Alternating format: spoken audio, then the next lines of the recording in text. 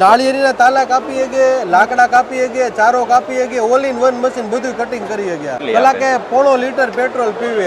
750 ml. ભાઈ આ અલગ ટાઈપનું મશીન શું છે તમારી? આ રામભાઈ એગ્રીકલ્ચર વેસ્ટ શેડર કહેવાય આને.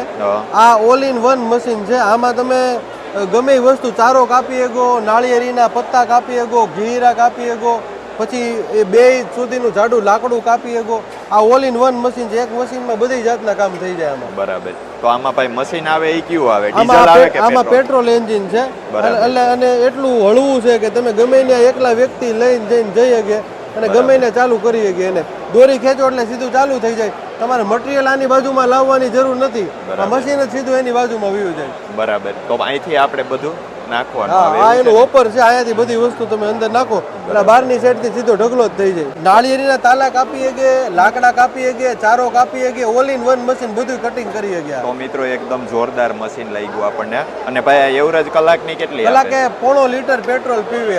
750 ml. આ મશીન વિશે જો જાદી કઈ ઇન્ક્વાયરી હોય તો મેં નીચે કોન્ટેક્ટ નંબર આપી દીધા છે, ત્યાંથી તમે કોન્ટેક્ટ કરી શકો.